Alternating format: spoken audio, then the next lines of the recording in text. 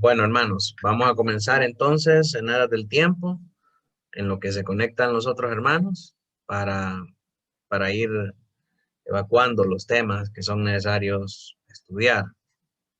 Así que voy a pedirles que ahí donde estamos, que podamos orar al Señor para, para encomendar este tiempo. Así que oramos al Señor. Santísimo Dios, Padre Celestial, te damos gracias en esta noche por tu bendición para nosotros. Gracias, Padre nuestro, por permitirnos poder estar acá para crecer, para estudiar de tu palabra, Señor. Pedimos, Padre Santo, que puedas bendecir la vida de todas aquellas personas que aún están por conectarse, Señor. Que puedas atraerlos hacia ti, Señor. Que este tiempo, Señor, sea dedicado para la gloria de tu nombre. Abre nuestros oídos, Señor, abre nuestras mentes, abre nuestros corazones para recibir tu enseñanza. Permite, Señor, que aprendamos al máximo de este tiempo. Quita también, Señor, toda distracción.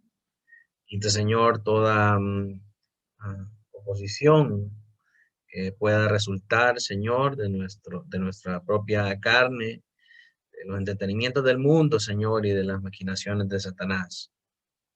En el nombre poderoso de Jesús oramos. Amén y amén. Bien, hermanos, una de las cosas que estuvimos viendo anteriormente fue la doctrina de la preservación de las escrituras. Cuando estudiábamos el, cuando estudiábamos el capítulo 1, estudiábamos acerca de las Sagradas Escrituras y estudiamos también esta doctrina importante acerca de la preservación de las Escrituras. Cómo el Señor, en su divina providencia, no solamente inspiró las Sagradas Escrituras para nosotros, sino que también se encargó de preservarlas para que llegaran hasta nosotros. Quería compartirles acá algunas de las pruebas dentro de la Escritura que evidencian para nosotros que la Biblia efectivamente es la palabra de Dios. Y estas son cosas que nosotros tenemos que saber y que nosotros tenemos que manejar para poder demostrarle a la gente con propiedad que efectivamente la Biblia es la palabra de Dios. Por ejemplo, preparé este suplemento para ustedes para poder estudiar juntos esta importante doctrina. Y si ustedes recuerdan, por ejemplo, en Lucas 24:44, este texto que tenemos acá, el Señor decía, estas son las palabras que os hablé, estando aún con vosotros, que era necesario que se cumpliese todo lo que está escrito de mí en la ley de Moisés, en los profetas y en los salmos. Pues nosotros vemos la manera en cómo estaba estructurada la Biblia hebrea o el Tanakh, que era la Biblia que se leía en tiempos de Jesús. Recuerdan que cuando Jesús entra en el templo a leer las escrituras, lee del rollo de Isaías, ¿verdad? La Biblia en aquel entonces estaba constituida de estos tres tomos de libros, tres tomos de libros. La ley, que era la Torá, que consistía de los primeros 5 libros que se conocen como el Pentateuco. Estaba constituida también del segundo tomo, que eran los libros proféticos. Todo lo que concierne a los profetas estaba establecido ahí en este segundo tomo de libros proféticos. Finalmente, el tercer tomo de libros, que eran los libros sapiensales o libros de sabiduría, o los escritos, como decían ellos, ¿verdad? Estaba compuesto de todos los libros que eran pertinentes a la sabiduría de Israel, como Salmos, Proverbios, los libros de Salomón, Cantar de los Cantares, Eclesiastés, y todos estos. Entonces, cuando Jesús dice que la ley, los profetas y los salmos hablan de él, se está refiriendo a los 3 tomos que componían la Tanakh hebrea o el Antiguo Testamento. Al tomo de la ley, al tomo de los profetas y al tomo de los libros de sabiduría o los salmos, como les decían ellos también. Entonces, cuando Jesús dice la ley, los salmos y los profetas hablan de mí, se está refiriendo a que todo el Antiguo Testamento, desde principio a fin, habla de él. ¿Y cómo podemos saber que esto es así? ¿Cómo podemos saber que no solamente se está refiriendo a la ley en Éxodo 20, a algún texto en particular de los profetas como Jeremías o Isaías, para este caso, ¿verdad? Que habla específicamente acerca del siervo sufriente, o los salmos mesiánicos en los que encontramos que David hace referencia al Mesías que habría de venir? Bien, la misma Biblia evidencia para nosotros estas cosas. Y por ejemplo, vemos en otros pasajes paralelos, como en Mateo 23:35, que dice, presten atención a lo que dice Mateo 23:35, para que venga sobre vosotros toda la sangre justa que se ha derramado sobre la tierra, de la sangre de Abel, el justo, hasta la sangre de Zacarías, hijo de Berequías, a quien matasteis entre el templo y el altar. De cierto os digo que todo esto vendrá sobre esta generación. ¿Y qué con esto? Bueno, que el Señor está haciendo referencia a que podemos encontrar, pues, evidencias de la certeza de la profecía, desde la sangre de Abel hasta la sangre de Zacarías. Pero ¿y eso cómo prueba algo? Si pues Zacarías es de los profetas, ¿verdad? Tendría que ser desde Abel hasta Malaquías. Sin embargo, cuando nosotros nos vamos a buscar a dónde habla acerca de Zacarías, hijo de Berequías, que fue matado entre el templo y el altar, nos damos cuenta que su historia está revelada o queda por escrito en Segunda de Crónicas 24:20. Y dice entonces, el Espíritu de Dios vino sobre Zacarías, hijo del sacerdote Joiada, y puesto en pie, donde estaba más alto que el pueblo, les dijo, así ha dicho Dios, porque quebrantasteis los mandamientos de Jehová, no os vendrá bien por ello, porque por haber dejado a Jehová, él también os abandonará. Y más adelante ahí leemos acerca de su asesinato. La cosa es que el segundo libro de Crónicas registra para nosotros la muerte de Zacarías. Y sabemos que Génesis habla acerca de la muerte del primer justo que fue Abel. Entonces, de alguna manera, Jesús está hablando que Abel era el primer justo y Zacarías era el último justo o el último mártir, por así decirlo. Pero si leemos Segunda de Crónicas, nos vamos a dar cuenta que Segunda de Crónicas en nuestra Biblia está después del Pentateuco. Son, son de los libros introductorios a la parte sapiensal. Entonces, tenemos que recordar que Jesús está haciendo referencia al Tanakh hebreo. No se está refiriendo a la manera en cómo está compilado los libros en nuestro canon actualmente. Y cuando agarramos o cuando hacemos referencia a la manera en cómo está estructurada la Biblia hebrea, nos damos cuenta que aquí en Génesis está el relato de Abel y aquí en Segunda de Crónicas está el relato de Zacarías. Entonces, efectivamente, según la Biblia que tenía Jesús en ese momento, el primer mártir fue Abel en Génesis y el último mártir fue Zacarías en Segunda de Crónicas. Entonces Jesús está hablando aquí de toda la Tanaj o de todo el compendio de escrituras que estaba vigente en aquel tiempo. Entonces, la misma Biblia confirma para nosotros cuáles son los libros que son parte del canon. La misma Biblia nos arroja a nosotros luz acerca de cómo está constituida y cuáles son los libros que pueden considerarse como escritura. Pero esto es con referencia al Antiguo Testamento. Cuando hablamos del Nuevo Testamento, nos damos cuenta que en pasajes que hemos leído muchas veces, como Hebreos 1:1, nos dice Dios habiendo hablado muchas veces y de muchas maneras en otro tiempo a los padres por los profetas, en estos postreros días nos ha hablado por el Hijo, quien constituyó heredero de todo y por quien asimismo hizo el universo. Ya sabemos que el Señor en este tiempo, en este momento de la gracia, en este momento en que su pacto de gracia fue revelado, Él ahora nos habla a través del Hijo. Y la voluntad del Hijo y las palabras del Hijo quedaron grabadas, quedaron plasmadas para nosotros en el testimonio de sus siervos, los apóstoles.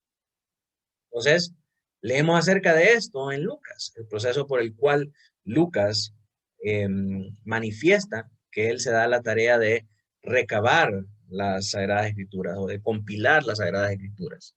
Escribe Lucas con destino a Teófilo, siendo Teófilo el remitente de la carta de Lucas, dice, puesto que ya muchos han tratado de poner en orden la historia de las cosas que entre nosotros han sido ciertísimas, tal como nos lo enseñaron los que desde el principio lo vieron con sus ojos. Entonces Lucas está hablando ahí de la primera fuente de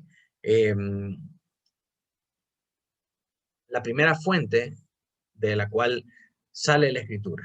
Y esto es el testimonio de aquellos que vieron todas las cosas con sus ojos y fueron ministros de la palabra. Este es el testimonio de los apóstoles. Entonces dice Lucas, me ha parecido también a mí, después de haber investigado con diligencia todas las cosas desde su origen, escribírtelas por orden, oh excelentísimo Teófilo, para que conozcas bien la verdad de las cosas en las cuales has sido instruido. Entonces vemos que antes del testimonio de los apóstoles también habían otras fuentes escritas, fuentes históricas y otros testimonios que narraban la verdad de Cristo y su ministerio. Luego todas estas historias, todas estas vivencias son de manera autoritativa manifiestas por los apóstoles que el Señor constituyó ministros de su palabra, los que narraron su experiencia, narraron en base a lo que pudieron ver con sus propios ojos. Entonces, Lucas está registrando acá también las cosas que le dice a Teófilo, que han sido ciertísimas entre ellos. Entonces está hablando acerca de la tradición oral, las cosas que se pasaban de una generación a otra con respecto a las verdades espirituales. Entonces, tenemos tres fuentes, las fuentes históricas, la tradición oral y el testimonio de los apóstoles. Cuando hablamos del Nuevo Testamento, por lo menos 8 autores están involucrados en escribir el Nuevo Testamento. Tenemos a Mateo, Marcos, que registra el testimonio de Pedro. Marcos era el traductor de Pedro. Tenemos a Lucas, que estaba con Pablo, bajo la tutela y bajo la supervisión del apóstol Pablo, el apóstol Juan, Pedro, Pablo, Santiago y Judas. Todos ellos apóstoles, menos Marcos y Lucas, pero bajo la dirección de un apóstol. Entonces, creo que para nadie es motivo de duda que el testimonio de los apóstoles es certero. Entonces, podemos deducir que lo que los apóstoles escriben es verdad porque es el testimonio de lo que ellos escucharon de Cristo y de lo que ellos vivieron con Cristo. Entonces, para nosotros no es un motivo de duda que los evangelios y lo escrito por un apóstol sea efectivamente palabra de Dios. Pero ¿y qué de Pablo, que no fue de los 12? Bien, la misma Biblia se encarga de legitimar las palabras de Pablo, que aunque no fue de los 12, fue escogido como apóstol, fue el último de los apóstoles.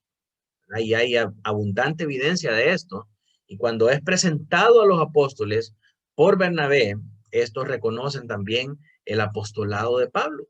Y vemos evidencia de esto en 2 de Pedro 3:15. Dice, y tened entendido que la paciencia de nuestro Señor es para salvación, como también nuestro amado hermano Pablo, según la sabiduría que le ha sido dada, os ha escrito. Entonces Pedro está hablando aquí de que Pablo está hablando acerca de o bajo la influencia de la sabiduría de Dios, bajo la inspiración de la sabiduría de Dios. Y luego dice en el verso 16, casi en todas sus epístolas. Entonces, Pedro está reconociendo la inspiración divina en las epístolas escritas por Pablo. Y dice, hablando de ellas, de estas cosas, entre las cuales hay algunas difíciles que entender, las cuales los indoctos e inconstantes tuercen como también las otras escrituras.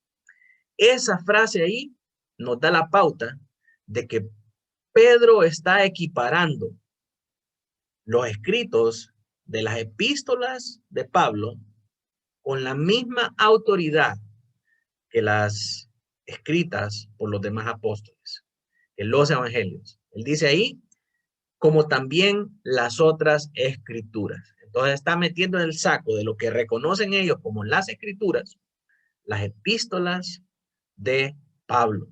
Entonces, mis hermanos, lo hermoso de esto es que la Biblia es la que autoriza la Biblia. Es la Biblia la que nos dice cuáles son los libros que son parte de su canon.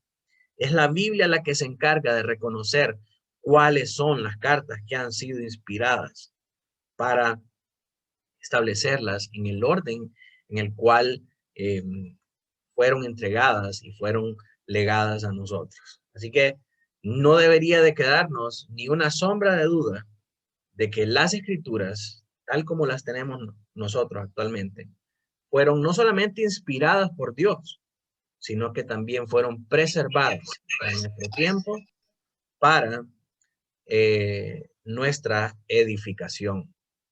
¿Cómo podemos estar seguros de esto? Porque la misma Biblia certifica la Biblia. La misma Biblia autoriza la Biblia. ¿Verdad? Entonces, si nosotros tenemos duda acerca de cuáles son los libros autoritativos, cuáles son los libros que fueron inspirados por Dios, la misma Biblia se encarga de decirnos a nosotros cuáles son esos libros. Así que estas son pruebas, hermanos, que nosotros podemos fielmente presentar a otros hermanos cuando nos preguntan ¿cómo puedes saber que la Biblia es la palabra de Dios? ¿Cómo puedes saber que lo que está en la Biblia no fue puesto ahí por los hombres, no fue un invento de los hombres? Entonces podemos responder claramente que la Biblia muestra evidencia abundante y contundente de ser la palabra de Dios. Y en la manera en cómo está esquematizada, es autorizada por la misma Biblia como autoritativa, como inspirada y divinamente preservada para nuestra edificación. No sé si hasta aquí hay alguna pregunta, mis hermanos. ¿O estamos bien? Bueno, entonces con esto concluimos, hermanos, esta parte de la, la doctrina de las escrituras. Quería dejarles esta herramienta de este suplemento de preservación de las escrituras para que nosotros podamos tener la manera en cómo comprobar o cómo conocer que la Biblia es la palabra de Dios a partir de la Biblia. Entonces, yo se lo voy a mandar de otro rato al chat para que ustedes puedan tener este suplemento también y estudiarlo más a profundidad. En lo que resta del tiempo, vamos a comenzar a ver el primer párrafo del capítulo 2. Este es el segundo tema con el que entramos en el estudio de la confesión. Y este es el tema de Dios y la Santa Trinidad. Y este es un tema muy hermoso, hermanos, que nos ayuda a contestar preguntas como ¿quién es Dios? ¿Qué es Dios? ¿De dónde viene Dios? ¿qué era antes de Dios? Muchas de esas preguntas que a veces son difíciles de contestar cuando nos preguntan nuestros hijos o otras personas, nos dicen, ¿quién es Dios? ¿O qué es Dios? ¿Cuántos dioses hay? Todas esas cosas, vamos a ver nosotros, hermanos, que pueden ser contestadas a la luz aquí de la confesión. Así que voy a invitarlos a que podamos leer juntos lo que dice aquí el capítulo 2 en el párrafo 1. Dice, el Señor nuestro Dios es un Dios único, vivo y verdadero, cuya subsistencia está en Él mismo y es de Él mismo, infinito en ser y perfección, cuya esencia no puede ser comprendida por nadie sino por Él mismo. Es espíritu purísimo, invisible, sin cuerpo, miembros o pasiones, el único que tiene inmortalidad y que habita en luz inaccesible, es inmutable, inmenso, eterno, incomprensible, todopoderoso, infinito en todos los sentidos, santísimo, sapientísimo, libérrimo, absoluto, que hace todas las cosas según el consejo de su inmutable y justísima voluntad para su propia gloria. Es amantísimo, benigno, misericordioso, longánimo, abundante en bondad y verdad, que perdona la iniquidad, la transgresión y el pecado, galardonador de los que le buscan con diligencia, y sobre todo justísimo y terrible en sus juicios, que odia todo pecado y que de ninguna manera dará por inocente al culpable. Cuando leemos eso, hermanos, nosotros podemos decir qué hermosa definición acerca de Dios.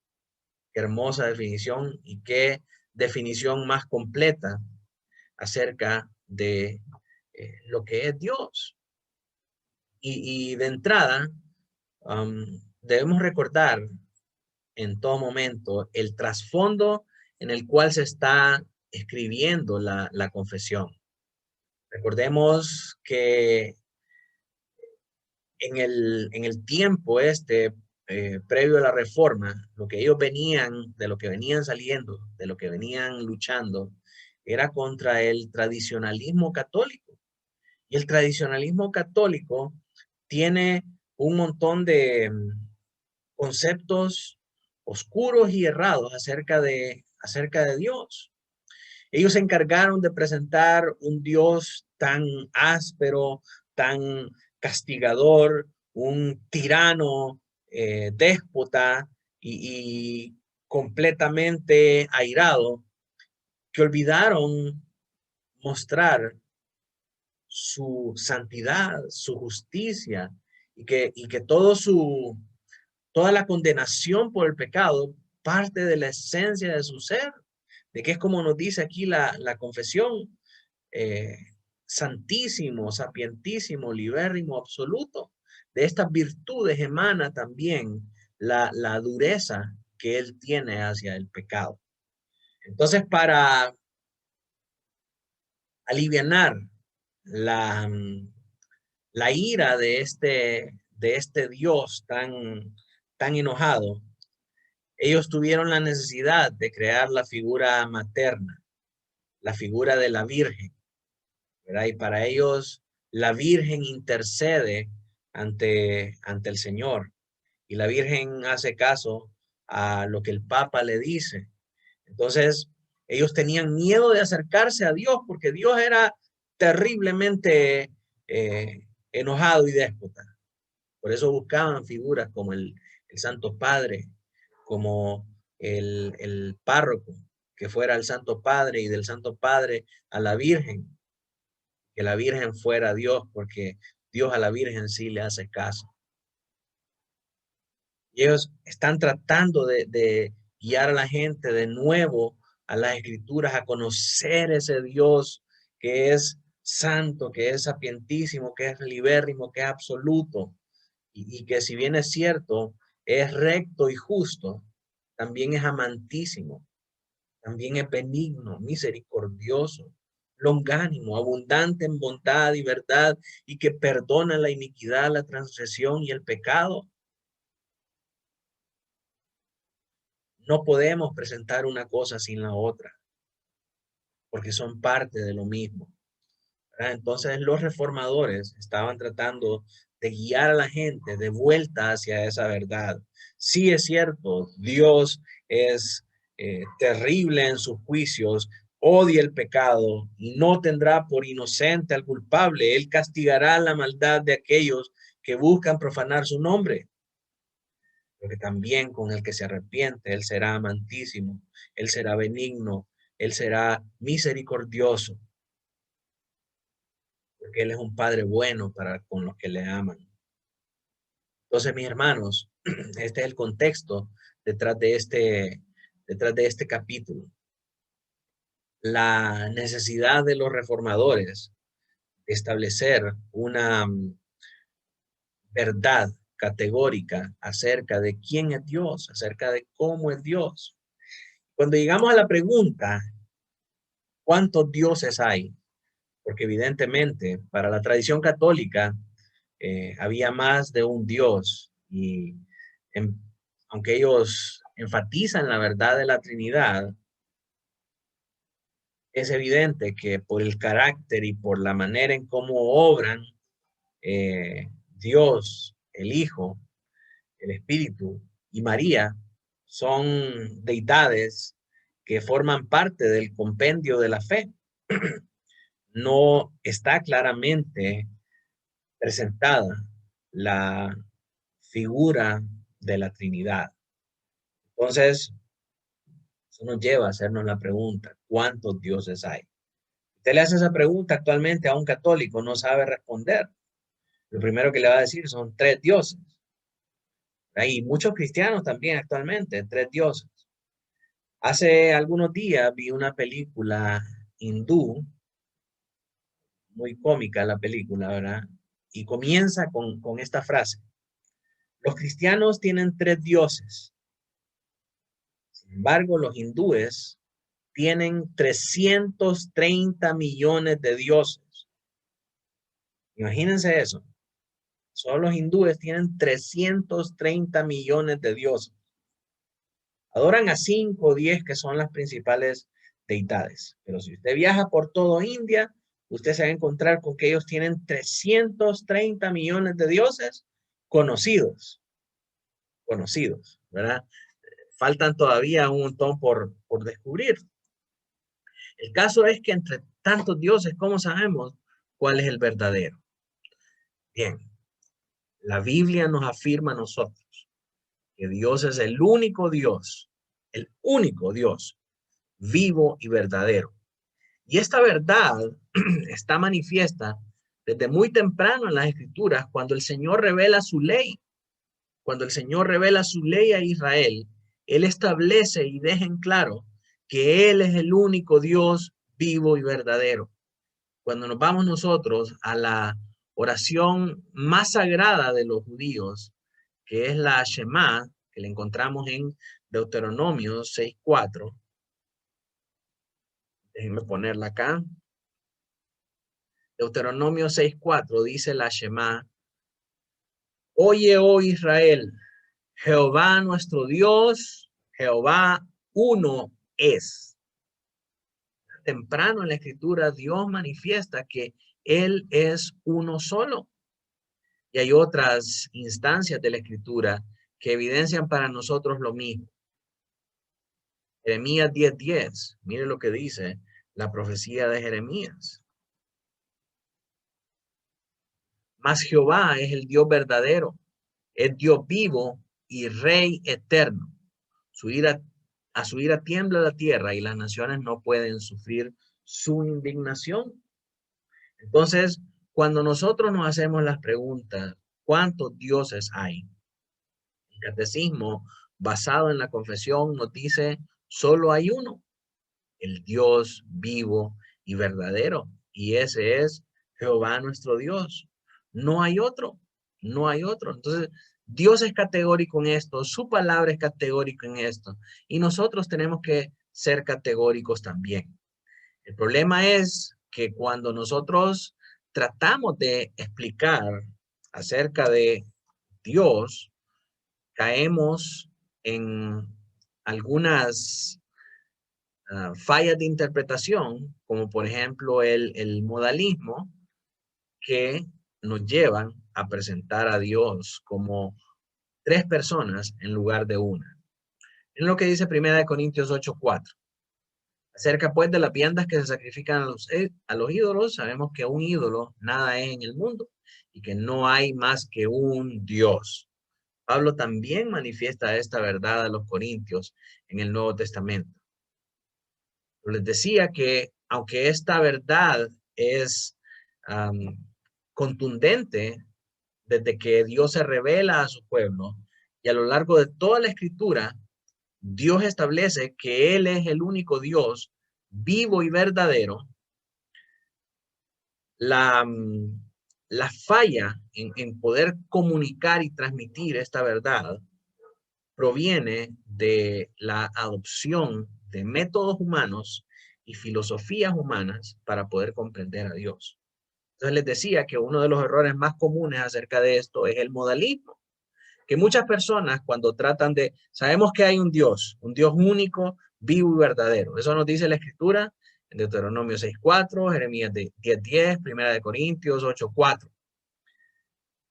Pero cuando comunicamos acerca de la Trinidad, no queda tan claro. Cuando tratamos de explicar acerca de la Trinidad a otras personas, no queda tan claro. Precisamente por eso, porque estamos sacando de aquí y allá de pensamientos y de filosofías humanas.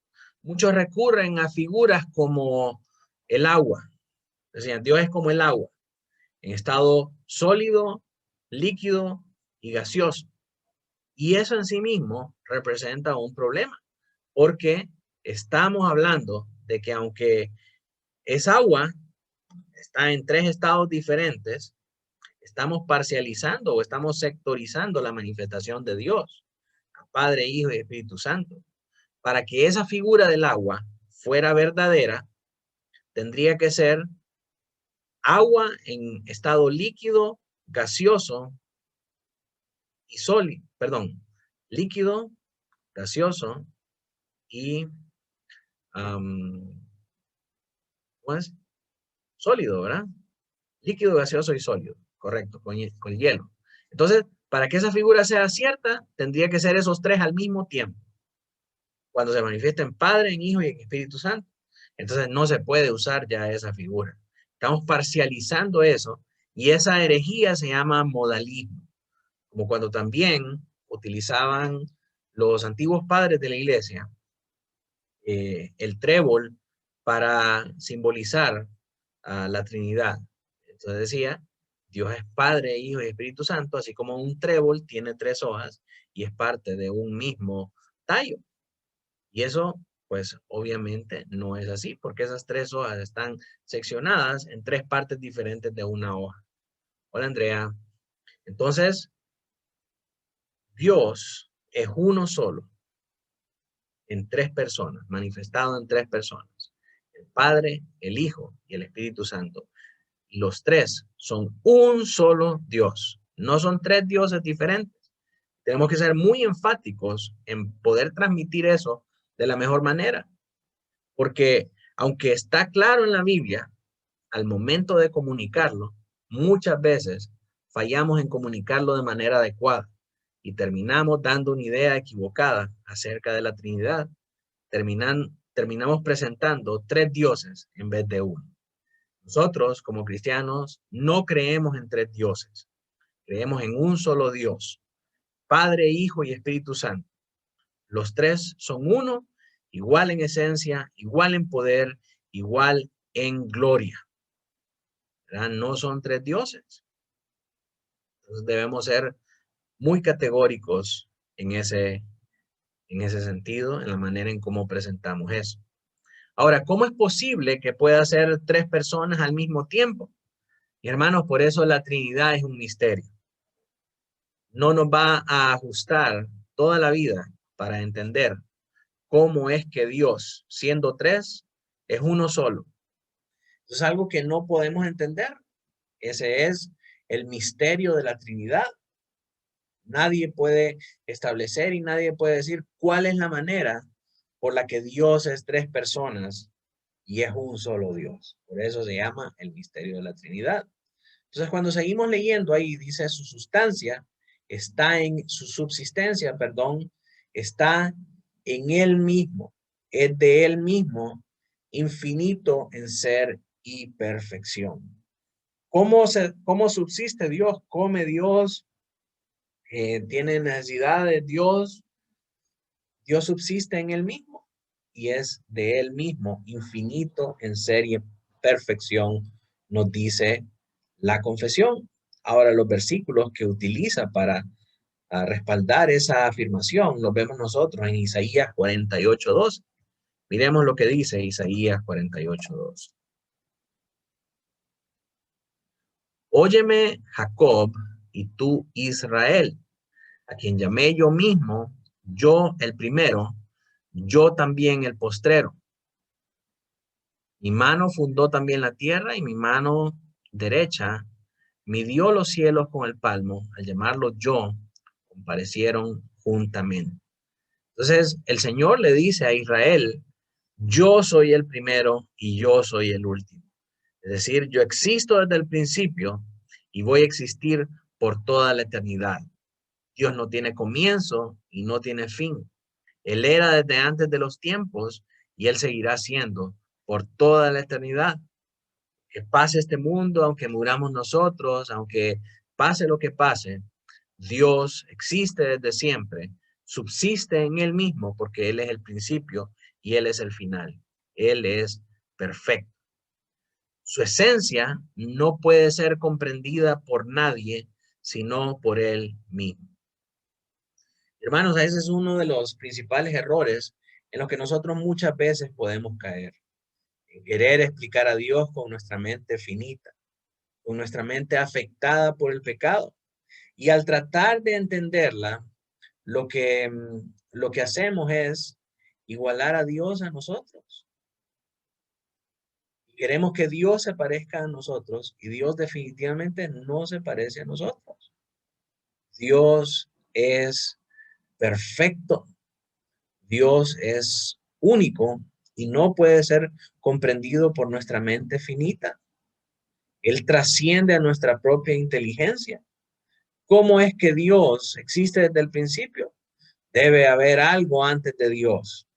Los humanos se lanzan a la tarea de querer recrear el momento de la eternidad en el que no había nada y a partir de una gran explosión comenzó a surgir todo.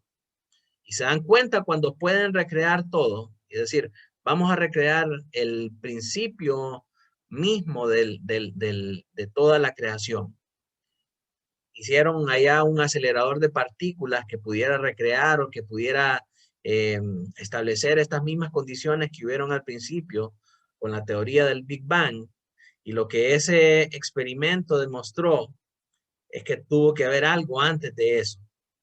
Y si siguen así por toda la eternidad, se van a dar cuenta de que siempre hay algo antes de lo que ellos establecen como punto de referencia.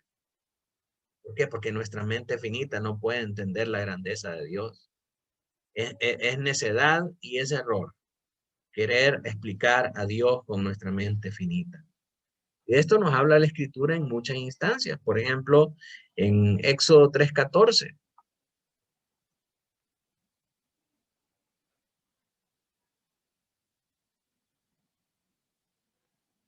Miren lo que dice.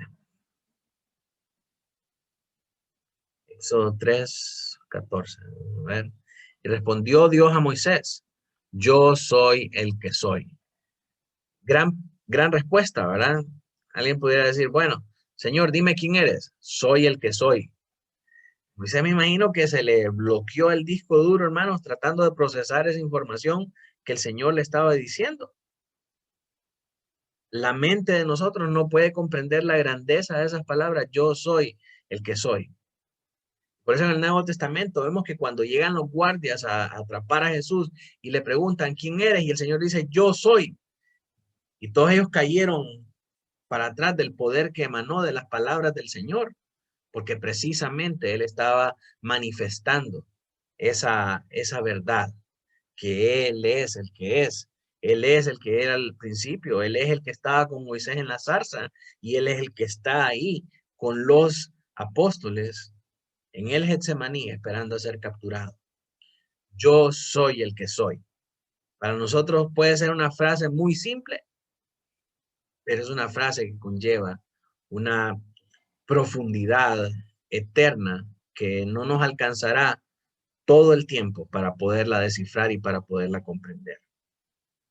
Y esto es algo hermoso, hermanos, porque cuando nosotros nos vamos atrás en la historia, esta semana me daba la tarea de leer un libro muy hermoso que me regaló mi amada esposa, que se llama El espíritu del pensamiento de los cristianos primitivos. El espíritu del pensamiento de los cristianos primitivos. Fue escrito por el doctor Robert Louis Wilken, que es un historiador de la Universidad de Yale, y él hablaba cómo los cristianos, cómo era el mundo de los cristianos antes de la Biblia. Entonces él hablaba cómo la cultura y la civilización estaba impregnada de grandes obras, de personas que eran amantes de la retórica, del lenguaje y que tenían aquellas obras magníficas y maravillosas de literatura. Escritores como Sócrates, como Platón, como Aristóteles, como Séneca, como muchos grandes pensadores romanos y griegos, cuya escritura y forma de expresarse era magnífica y simplemente maravillosa y dejaba a las personas sin aliento cuando una persona leía una obra de estos. Pero cuando se topaban con la escritura, con la Biblia, una obra escrita con demasiada simpleza por campesinos ignorantes, si usted quiere, fueron sorprendidos por la majestuosidad del texto.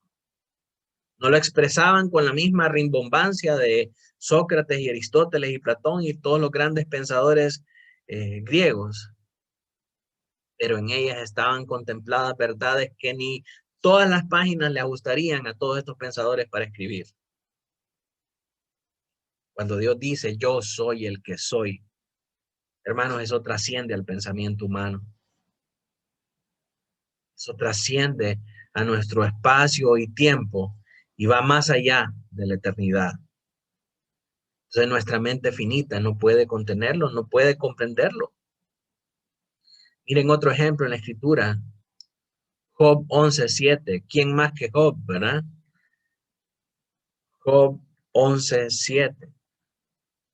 Job se la pasa criticando y diciéndole a Dios, ¿por qué permitiste que yo naciera? ¿Por qué permites que estas cosas sucedan? ¿Qué es lo que pasa? ¿Y dónde estás? Y si vinieras acá y me mostraras, entonces yo te creería. Y Dios le toma la palabra a Job y se le aparece y le empieza a mostrar todas las cosas. Y cuando Job empieza a ver todas las cosas que el Señor ha hecho desde principio hasta desde eternidad hasta eternidad, Job se queda callado y dice, verdaderamente yo no soy más que un gusano, no soy nada para estar hablando así. Dios es maravilloso, Dios es magnífico, Dios es inmenso, Dios es infinito. ¿Y quién soy yo para comprender y para cuestionar lo que Dios hace? Y eso lo vemos aquí manifiesto en Job 11:7. ¿Descubrirás tú los secretos de Dios? ¿Llegarás tú a la perfección del Todopoderoso? Es más alta que los cielos. ¿Qué harás? Es más profunda que el Seol. ¿Cómo la conocerás? Su dimensión es más extensa que la tierra y más ancha que el mar. Y Job conoció esta grandeza de este Dios. Vemos también en los pasajes 26-14, después de toda la disertación, Job llega a la conclusión de que definitivamente Dios es grandísimo, demasiado grande e infinito para que nuestras mentes finitas y pecadoras puedan delimitarlo. Dice, aquí estas cosas son solo los bordes de sus caminos, y cuán leve es el susurro que hemos oído de él. Pero el trueno de su poder, ¿quién lo puede comprender? Job dice, apenas hemos conocido una ínfima molécula de Dios. No podemos alcanzar a conocerlo todo, pero lo que hemos visto y hemos oído de Él es infinitamente más poderoso que cualquier cosa que nosotros podemos conocer. Dice también el Salmo 145:3. Grande es Jehová y digno de suprema alabanza. Su grandeza es inescrutable. No podemos comprenderla. No podemos nosotros comenzar a vislumbrarla. Nuestra mente finita es incapaz de comprender la grandeza de Dios. También Pablo, hablando en Romanos 11:33.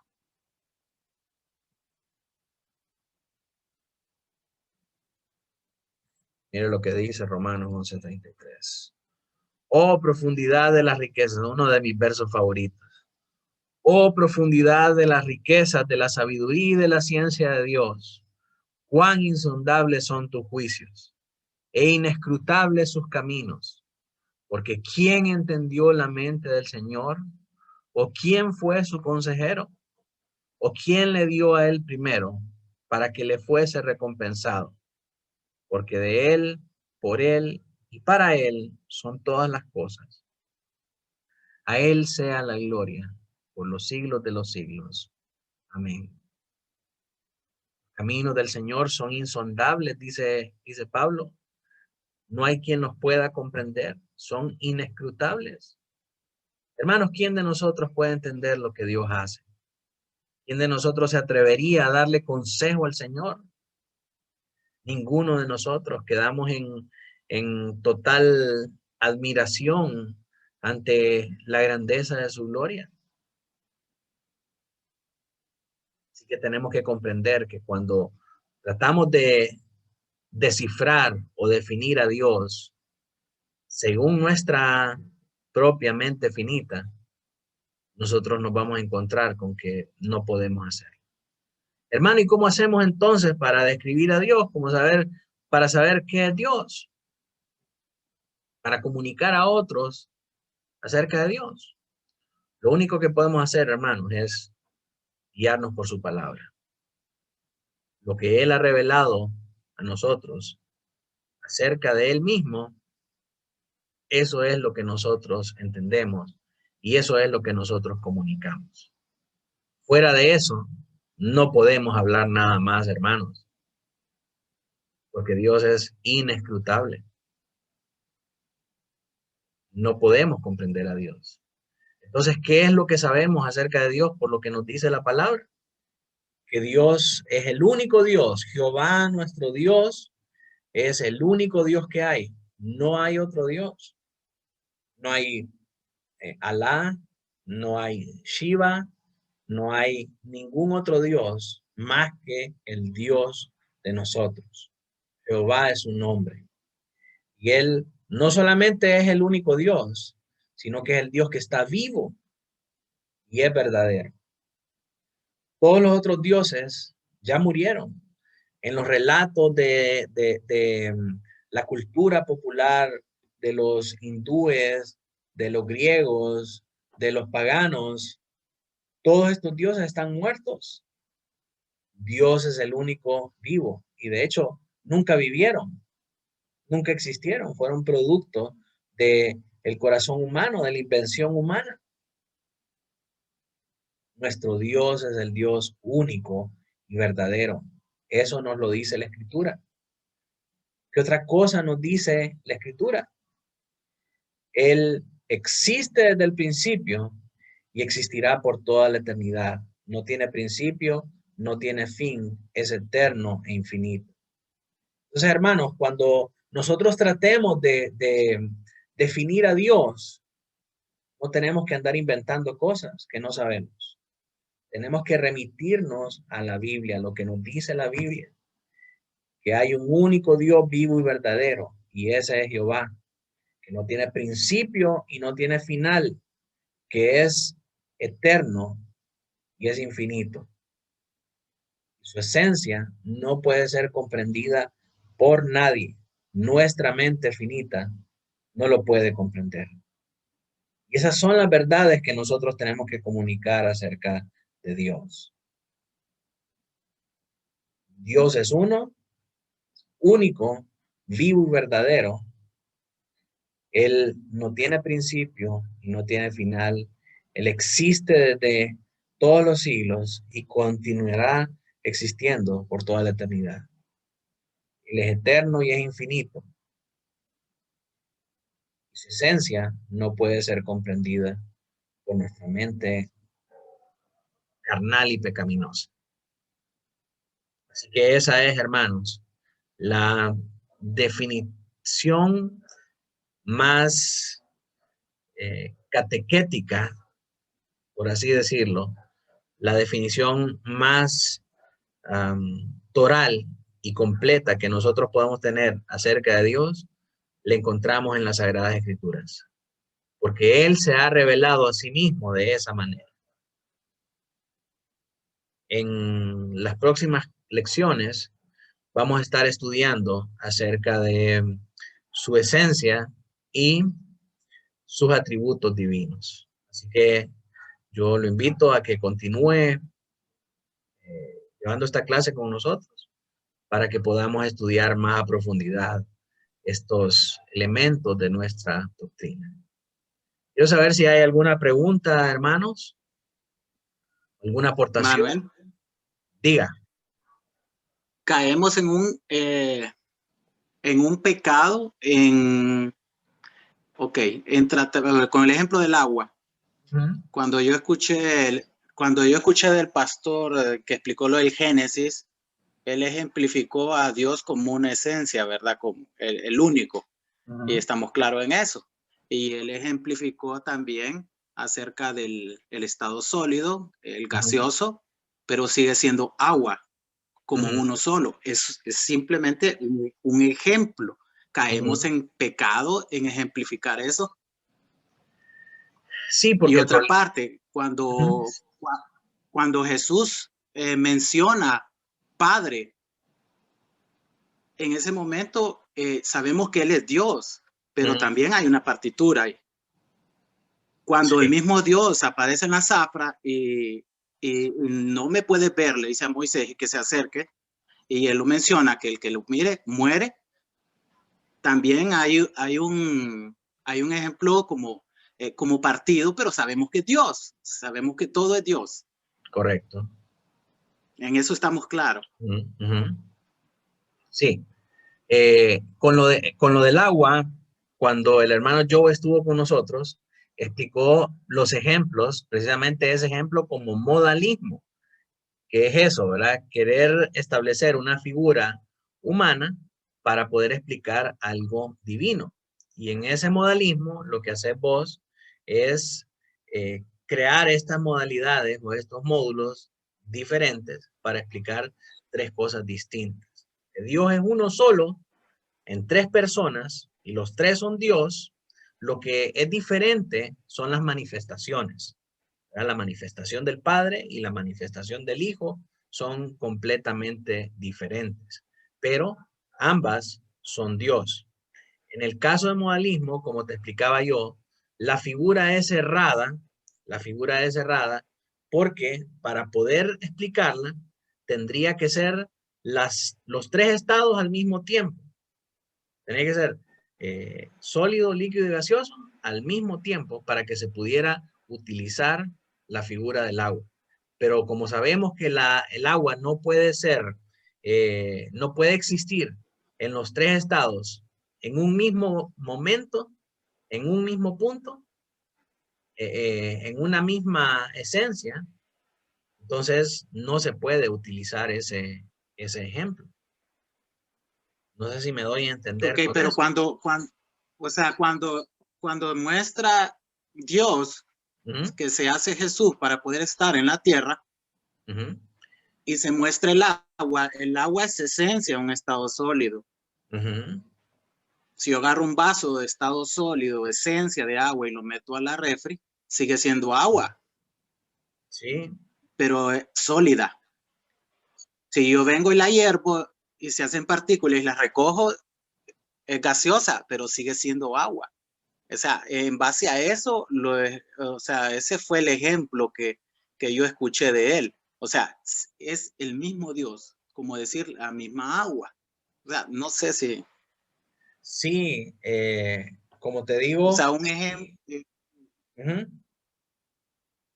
porque es bien difícil agarrar a una persona no creyente ujú, y salirle con, porque yo sé, hablarle el yo soy, ¿verdad?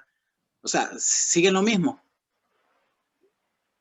sí, correcto. Entonces, no sé en qué tanto pecado puede caer uno en tratar de explicar a una persona no creyente, Ujú, ¿verdad? Realmente la divinidad del Señor. Porque es bien difícil, es como los niños, un ejemplo, si predicamos y empezamos a hablar del Apocalipsis y libros fuertes, un niño no va a entender nada. Un niño no va a entender y tiene uno que dosificar y hacer un extracto para poderle dar a entenderlo en lo complejo, ¿verdad? Que es. Entonces, ujú. de igual forma, no sé si que cae uno un pecado en venir y hablar de esa forma, o como siempre lo hemos escuchado, o sea, Dios Padre, Dios Hijo, Dios Espíritu, y Ujú. los tres es uno solo, el mismo Dios. Sí, como te ¿Caemos en digo, pecado? no si lo estás haciendo adrede, ¿verdad? Eh, como te dijera, sabiendo que no es correcto utilizar la figura de el agua en los tres estados, porque para que fuera representativo de la Trinidad, tendría que existir al mismo tiempo con los tres estados. No podemos utilizarla, no podemos caer en esas situaciones, ¿verdad? Entonces, hacerlo adrede y explicarlo así, sí ya sería estar queriendo torcer esta doctrina de la Trinidad de una manera voluntaria, ¿verdad? De una manera, pues, consciente. Lo que nosotros tenemos que explicar a nuestros hijos es que esto es un misterio. ¿Cómo el Señor es Padre, Hijo y Espíritu Santo al mismo tiempo? No lo sabemos. ¿Somos llamados nosotros a explicarlo? No, simple y sencillamente creer que así es. Como Israel le enseñaba a sus hijos en la Shema, en la oración. Escucha, oh Israel, Jehová tu Dios, uno es. Cuando nosotros leemos en el hebreo, esa palabra de uno es, se traduce como una unidad compuesta, ¿verdad? Compuesta, porque Padre, Hijo y Espíritu Santo, pero los tres son uno. Como ese es un misterio, hermano. Es un misterio. No podemos saberlo. Eh, el agua se queda demasiado simplista y demasiado finita para explicar la manera en que los tres coexisten en comunión en la eternidad, ¿verdad? Lo único que sabemos es la manera en que nos revela la palabra, que siendo tres, son uno solo. Como te digo, cuando vino Joe, él dio ese ejemplo como un ejemplo del error del modalismo, ¿verdad? De querer explicarlo así, fraccionando la manifestación del agua en tres partes. Sin embargo, para que pudiéramos usar nosotros ese ejemplo en la Trinidad, tendrían que ser las tres al mismo tiempo, sólido, líquido y gaseoso. Y sabemos que no pueden existir las tres manifestaciones al mismo tiempo. O es sólido, o es agua, perdón, o es sólido, o es líquido, o es gaseoso. Pero no puede ser las tres al mismo tiempo.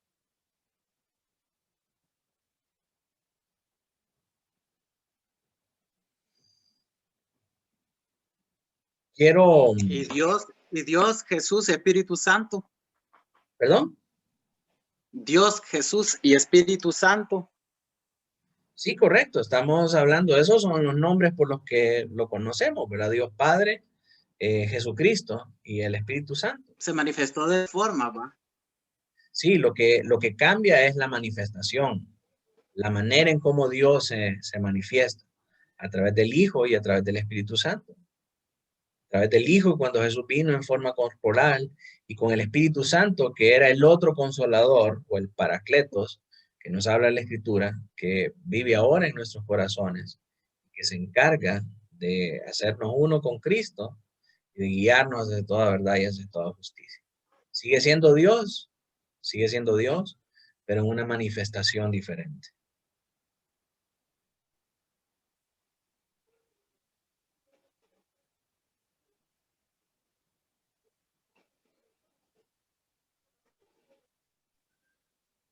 Otra pregunta, Manuel.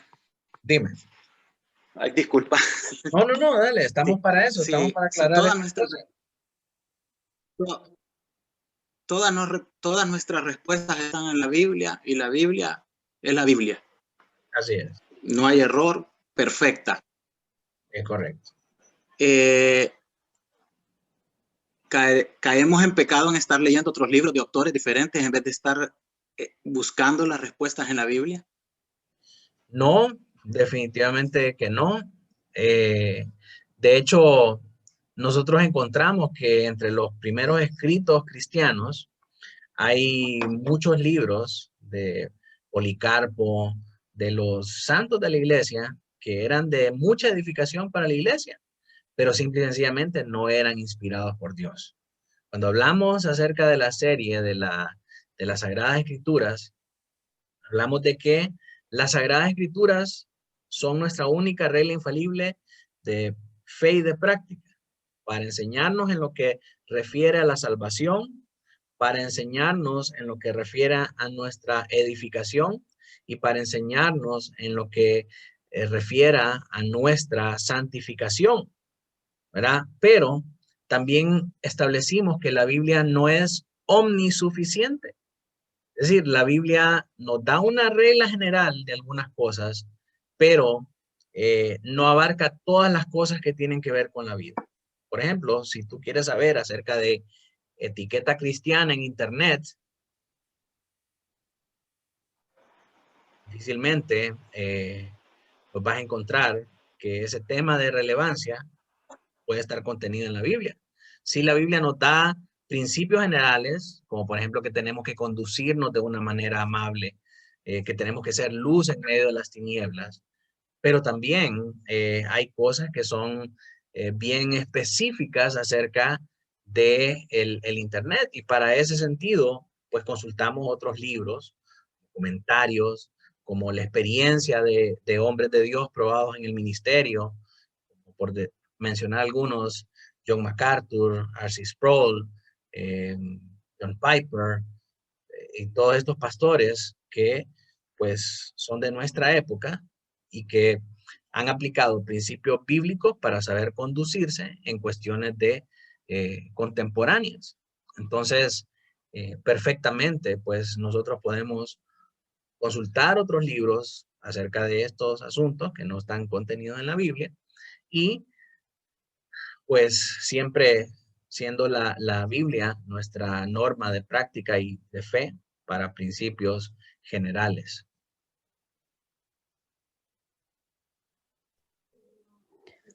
Quisiera aportar un poquito algo acerca de esa última consulta en cuanto a la lectura de otro tipo de literatura, ¿verdad? Yo personalmente pienso que nos podemos beneficiar de lecturas que no necesariamente tengan que ver con cuestiones religiosas, ¿verdad? A la final lo que va a hacer como provechosa una lectura que sea a manera de consulta, que no tenga que ver con cuestiones meramente cristianas, me refiero, ¿verdad? Es que nosotros, me parece que podamos tener clara nuestra cosmovisión cristiana, ¿verdad? Porque al tener eso claro y definido por la palabra, va a hacer que nosotros podamos leer que trajeron una garrapata por ahí. Prácticamente cualquier tipo de literatura, ¿verdad? Y que podamos extraer las cosas buenas, ¿verdad? Y rechazar todo aquello que va en contra de nuestra visión como cristianos. No sé si me escucharon. Sí, así es. A la final tendríamos que tener una cosmovisión cristiana bien fundamentada en la palabra, como para poder tener el discernimiento suficiente de cuándo decir, bueno, esto no me conviene, o sea, a la primera la dejo, y cuándo puedo continuar leyendo y decir, bueno, esto sí me funciona, o sea, esto es algo que puede traer provecho a mi vida, y esto es algo que definitivamente debo desechar. Sí, si consultamos nosotros la escritura, Gerard, y nos vamos a ese versículo que habla acerca de la escritura inspirada por Dios en 2 Timoteo 3:16, dice, toda la escritura es inspirada por Dios y útil para enseñar, para redarguir, para corregir, para instruir en justicia, a fin de que el hombre de Dios sea perfecto, enteramente preparado para toda buena obra. Entonces, la Biblia es nuestro manual de instrucciones para las cosas que tienen que ver con nuestra salvación, con nuestra edificación y con nuestra santificación. Como dijo Pamela, nos beneficiamos mucho de leer otro tipo de libros para incrementar nuestro conocimiento acerca de diferentes cuestiones que tienen que ver con nuestra cosmovisión como cristianos, que tienen que ver con nuestra interacción con el mundo.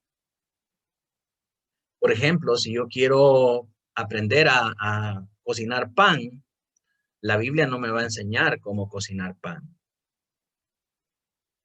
¿verdad? Tengo que recurrir a otro libro que me enseñe a cómo cocinar pan. Y eso no necesariamente es pecado, ¿verdad? Sino que yo me beneficio de ese conocimiento y utilizo ese conocimiento para la gloria del Señor. No sé si eso contesta tu pregunta, hermano. Sí, no, sí estoy claro. Y igual, como decía la hermana Pamela, no sé, pero yo cuando yo leo un libro, yo siempre estoy a la defensiva. Si se está basando en la Biblia o no se está basando en la Biblia, porque hoy en día bastantes escritores se basan en el yo, o en sus experiencias, o en su fábula, un montón de cosas. Entonces a veces caemos en pecado, en estar buscando en libros y no en la verdadera palabra de Dios, que es la Biblia. Ese era mi punto, ¿va? Pero sí, yo sé que hay muchos libros, ¿verdad? Que sí son apegados realmente a la palabra del Señor y son de edificación. Así es, así es. Y igual, pues no todos, sabemos que no todos los libros, ¿verdad? Hablan acerca de, o son congruentes con nuestra cosmovisión cristiana, pero pues de alguna manera podemos nosotros beneficiarnos del conocimiento popular que ellos ofrecen y ya en nuestra práctica, ya en la adopción de ese conocimiento, lo cristianizamos nosotros. Lo cristianizamos nosotros. Por ejemplo, ¿cómo utilizar las redes sociales? Entonces nosotros podemos venir y leer un libro que es de un autor meramente secular que no tiene absolutamente nada que ver con la Biblia, ¿verdad? Entonces ya con ese conocimiento, con lo que nosotros sabemos que la Biblia nos dice que tiene que ser el comportamiento cristiano, entonces ya nosotros adaptamos ese conocimiento y lo cristianizamos en nuestra práctica de fe, ¿verdad? Pero tampoco no podemos descartar todo el conocimiento solo porque no está basado en la Biblia o solo porque no es un tema bíblico. Tú mismo como profesor sabrás que la mayoría de textos académicos en el contexto de la educación son escritos por personas que están fuera de la fe. Y no por estar fuera de la fe significa que son malos o que están en contra de lo que nosotros creemos y de lo que nosotros practicamos. Al final, si nos podemos beneficiar de lo que nos enseñan y nosotros aplicarlo dentro de un contexto cristiano, pues estamos haciendo lo que el Señor nos mandó a hacer, ¿verdad?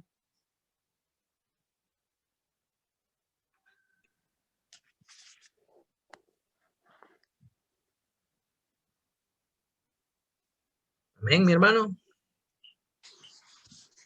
Amén. Bueno, si no hay más dudas, si no hay más aportaciones, quisiera terminar con una oración. Douglas, si nos puedes dirigir en una oración para terminar.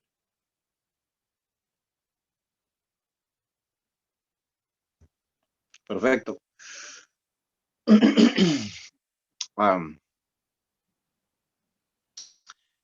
Padre eterno, creador nuestro, salvador nuestro, gracias te damos una vez más por darnos este tiempo para poder, juntamente con otros hermanos en la fe, como una familia reunidos, escudriñando tu palabra, estudiando tu palabra, cimentando nuestra fe en tu palabra, Dios, y aprender a poder explicar de una forma que pueda ser entendida y no crear más confusión de la que ya hay en cada persona no creyente. Gracias, Padre, por darnos el entendimiento, por poner en nuestro corazón como una tierra fértil donde tu palabra como semilla caiga y que pueda germinar al tiempo que tú así lo tengas estipulado. Dios mío, te pedimos que en esta noche pues podamos descansar, mi Dios, para poder mañana, si tú así lo deseas y lo permites, volver a nuestras actividades. Cuida a aquellos que están fuera de cada hogar, por las razones que sean. Mi Dios, y los que estamos en nuestros hogares, también te pedimos que nos cuides. Gracias, Padre, por tu provisión de este día y por tu misericordia. A todo te lo pedimos en el nombre de tu Hijo amado Cristo Jesús. Amén. Amén.